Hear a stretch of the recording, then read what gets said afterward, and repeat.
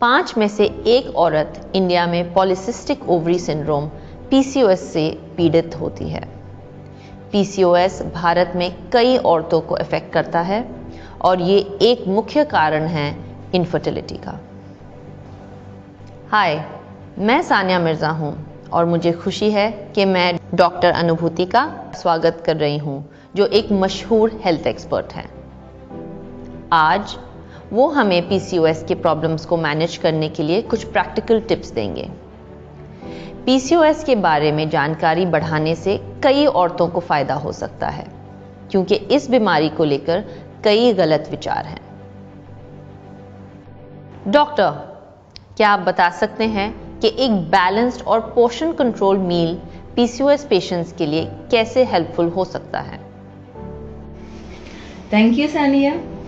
आज हम PCOS या PCOD और उसके साथ भोजन ये बारे में जानना चाहेंगे। सबसे पहले हम जानना चाहेंगे PCOS या PCOD है क्या।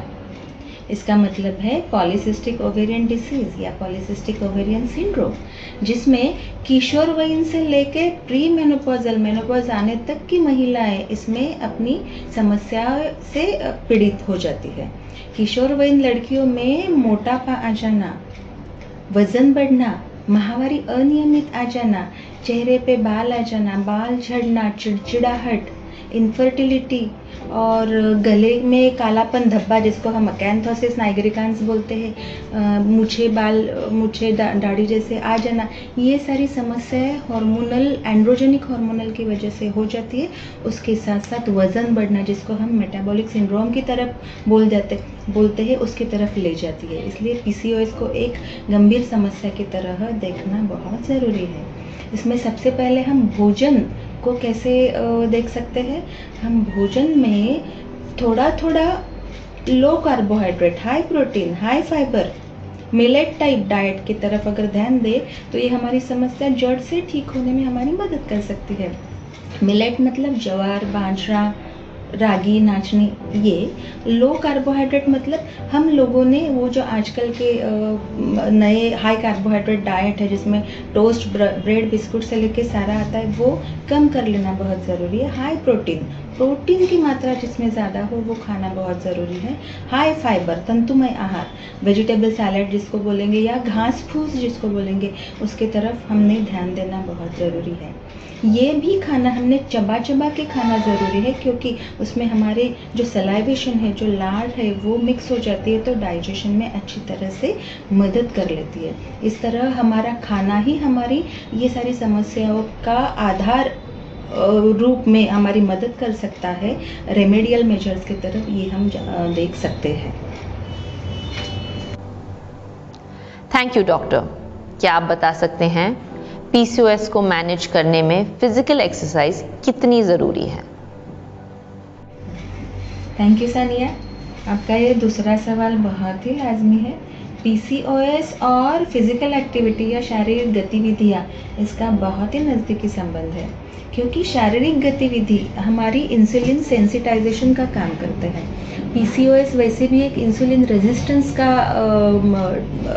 डिसीज़ है, जिसको हम डिसीज़ ही बोलेंगे। PCOD ये सिम्टम है इंसुलिन रेजिस्टेंस का, जिसके लिए हम शारीरिक गतिविधि अगर नियमित करते हैं, दिन में कम से कम आधा घंटा ब्रिस्क वॉकिंग, रनिंग, दौड़ना, बैडमिंटन खेलना, स्विमिंग, स्कीपिंग, रस्सी के ऊपर छलांगे लगाना, ये अगर काम हम डेली आधे घंटे के लिए भी कर लेते हैं तो हफ्ते में 150 मिनट भी काफ़ी हो जाते। 7 दिन नहीं करें तो भी चलेगा, लेकिन हफ्ते में 5 दिन तो 30 मिनट की एक्टिविटी बहुत ज़रूरी है। ये अगर कर लेते हैं तो PCOS के जो लॉन्ग टर्म साइड इफ़ेक्ट्स है, जिसमें अपन अगर एडल्टहुड में चले जाएंगे तो इनफर्टिलिटी, अबॉर्शंस, इनफर्टिलिटी मतलब वंध्यत्व, अबॉर्शंस, उसके बाद मेटाबॉलिक सिंड्रोम का एक अलग स्पेक्ट्रम जिसमें डायबिटीज़, हाइपरटेंशन, मोटापा, हार्ट डिसीज़ की तरफ ले जाना, और आखिर में हमारे एंडोमेट्रियल कैंसर्स मतलब बच्चेदानी का कैंसर तक के ये पूरी हमारी स्पेक्ट्रम कम होते जाती है। हमारे इसमें फिजिकल एक्टिविटी से फ़ायदा हमें नज़र आने लग जाता है। Thank you.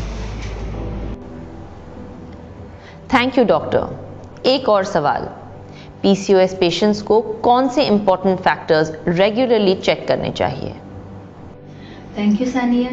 अगर हम इसको मॉनिटर कैसे करना चाहते हैं ये जाने, तो देखिए पीसीओएस या पीसीओडी से हमें आगे जाके जितनी भी डिसऑर्डर्स होनी है उसमें सबसे पहले रिप्रोडक्टिव एज ग्रुप में अपन ने देखा कि इनफर्टिलिटी, जिसको हम बांझपन बोलेंगे, जिससे अबॉर्शंस की रिस्क होती है। आगे जाके हमको डायबिटीज मेलिटस या फिर शुगर होने की, ब्लड प्रेशर होने की, या फिर मेटाबॉलिक सिंड्रोम, आगे जाके इवन गर्भाशय का कैंसर होने के भी धोखे रहते हैं। इसलिए हमने क्या करना है, तो खाना और डेली एक्सरसाइज के साथ हमने कुछ चीज़ें मॉनिटर करनी है, जिसमें हम बॉडी मास इंडेक्स, हमारा ओव्यूलेशन बराबर होता है कि नहीं, वजन कम करना, ओजीटीटी मतलब ओरल ग्लूकोज टॉलरेंस टेस्ट, हमारा बीपी मॉनिटर, और हाइपरलिपिडेमिया ना हो, इसीलिए हम हमारे लिपिड प्रोफाइल पे ध्यान रखेंगे। ये अगर चीज़ें हम साल भर में भी एक बार कर लेते हैं तो शायद हम पीसीओडी को या पीसीओएस को जल्दी ही कंट्रोल कर लेंगे। Thank you. डॉक्टर, सभी औरतों के लिए ये एक सिंपल संदेश है कि मील, मूवमेंट एंड मॉनिटरिंग पीसीओएस को मैनेज करने में बहुत ज़रूरी है। धन्यवाद डॉक्टर अनुभूति, आपके वैल्यूएबल टिप्स के लिए जो पीसीओएस को अच्छी तरह से मैनेज करने में मददगार हो सकते हैं। मैं खुद एक एथलीट हूँ और मैं समझती हूँ कि लाइफस्टाइल मैनेजमेंट एक हेल्थी फ्यूचर के लिए कितना ज़रूरी है। आओ मिलकर इस सोच को बदलें, जानकारी बढ़ाएं और इस सफ़र में एक दूसरे का साथ देकर अच्छी सेहत और खुशी की ओर बढ़ें।